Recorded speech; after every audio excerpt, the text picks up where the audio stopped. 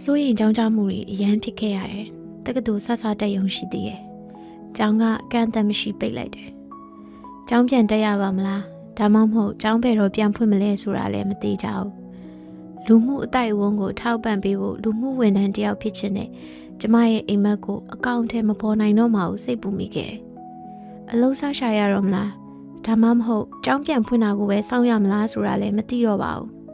ကျမမျှော်လင့်ချက်မဲ့လာတယ်ဆုံးဖြတ်ချက်ချဖို့ကလည်းမရေရာမတေချာမှုတွေနဲ့ဒီတိုင်းအိမ်မှာထိုင်နေရင်လဲကိုယ့်အနာဂတ်အစီအစဉ်တွေစီဘယ်လိုရောက်နိုင်မှာလဲကိုတန်တရားတွေဖြစ်လာတယ်ကြိုးစားနေရင်ကိုပဲဥတီချက်မဲ့လာတယ်အရာရာတိုင်းကိုဒီတိုင်းရှုံးပေးလိုက်ချင်တော့တယ်အဲ့လိုနဲ့စိတ်သက်ကြလာတော့တယ်ပိုဆိုးတာကကျမရုပ်ချက်ကိုလေးချိန်ကြာသွားတဲ့အခါအားနေသွားတယ်အစားလည်းမစားတော့ဘူးကိုလုံနေတဲ့အရာကိုမပြောတော့ဘူးကျမရဲ့လက္ခဏာတွေကအရန်ပြင်းထန်တဲ့အတွက်အမြဲစိုးရိမ်နေရတယ်စိတ်ရောကိုယ်ပါဟိုးအောက်ဆုံးထိကျနေတယ်လို့ခံစားလာရတယ်ဘဝကဒီထက်အခြေအနေပိုဆိုးစရာမရှိတော့ဘူးကျမဘဝရဲ့အဆိုးဆုံးအချိန်တွေကိုဖြတ်သန်းနေရပါမယ်အဖေကတော့နေ့တိုင်းတစ်နေ့စာတစ်နေ့ပဲနေထိုင်ဖို့အမြဲတတိပေးတယ်နေပြန်ကောင်းဖို့လုပ်နေတဲ့အချိန်တွင်းမှာဒီစကားလုံးကကျမရင်ထဲမှာအမြဲရှိနေခဲ့တယ်ဒီတော့ကျမလည်းတစ်နေ့စာတစ်နေ့ပဲနေထိုင်တယ်အစားပြန်စားတယ်လမ်းလျှောက်နိုင်တဲ့လောက်လျှောက်တယ်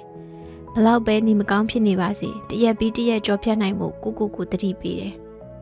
အရင်ကကျမထက်ပိုပြီးရှင်းလင်းတဲ့အကောင်းမြင်တတ်တဲ့ပုံစံနဲ့နေပြန်ကောင်းလာပါတယ်ဘဝရဲ့အခက်အခဲဆုံးအချိန်ကိုဖြတ်တန်းရင်ကျမကကိုထင်ထားတာတက်ကိုပိုပြီးတန်မာတယ်ဆိုတာသဘောပေါက်ခဲ့ပါတယ်မလုံနိုင်တော့ဘူးလို့ထင်ထားတဲ့အရာကနေရှင်သန်လာနိုင်တော့ကျမအနာဂတ်နဲ့ပတ်သက်တဲ့စိုးရင်ကြောက်ကြစိတ်ကိုလည်းအောင်နိုင်မှသိကြပါတယ်ကျမကိုပိုပြီးဂယူးဆိုင်လာတယ်ခန္ဓာကိုယ်အတွက်နေတိုင်းလမ်းလျှောက်လေးကျင့်ကန်စားလုပ်တယ်ဒါကကျမခန္ဓာကိုယ်ကိုပဲကြန့်ခိုင်စေတာမဟုတ်ပဲကျမကိုပူတမ်းမာစေတဲ့အပြင်တာဝေးပြေးနိုင်မှုကျမရဲ့ယုံကြည်မှုကိုလည်းနည်းနည်းစီတဖြည်းဖြည်းအကူအညီပေးပါတယ်အတီးအကျအလုပ်တစ်ခုရှာနေတဲ့အချိန်တွင်အိမ်သားကကလေးတွေကိုစာသင်ပေးတယ်ကျူရှင်ပြတယ်ဒီလိုကလေးတွေကိုကူညီပေးရတာကကျမအတွက်မျှော်လင့်ချက်နဲ့ရည်ရွယ်ချက်တွေရှိလာစေရဲ့လေကျမလိုပညာရေးတစ်ပိုင်းတစ်စားဖြစ်နေတဲ့ကလေးတွေရဲ့ပညာရေးကိုအခုလိုကူရတာကကျမအရင်ကတည်းကလှုပ်ချင်နေတဲ့အလုပ်ဆိုတာကိုလည်းသဘောပေါက်လာတယ်အဲ့ဒါကြောင့် online ကနေသင်တန်းတွေလိုက်ရှာတတ်တယ်ကျမအဖေကလည်းစေတနာဝန်ထမ်းတွေနဲ့ချိတ်ဆက်ပေးတယ်ပြီးတော့လည်းအဖေကကျမကိုအမြဲအားပေးတဲ့စကားတွေပြောတယ်ကျမဘယ်လောက်လုပ်နိုင်တယ်ဘယ်လိုတမ်းမာတယ်ဆိုတာကိုလည်းအမြဲသတိပေးတယ်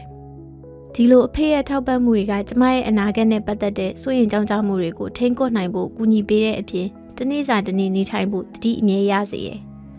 ကျမအဖေနဲ့ကျမအတိုက်အဝန်းလေးကအနားမှာရှိနေသေးအနာဂတ်ကတိတ်ကြောက်စရာမကောင်းတော့ဘူးအဖေရဲ့ထောက်ပံ့အတွက်ကျမတကယ်ကိုကျေးဇူးတင်ပါတယ်ဘာလို့လဲဆိုတော့ကျမအခုဒေတာကန်အဖွဲ့လေးတစ်ခုမှာစေတနာဝန်ထမ်းစားလုပ်နေပြီးနောက်တစ်ပတ်ဆိုကျမရဲ့တက္ကသိုလ်အတန်းတွေလည်းပြန်ဖွင့်ပြီလေ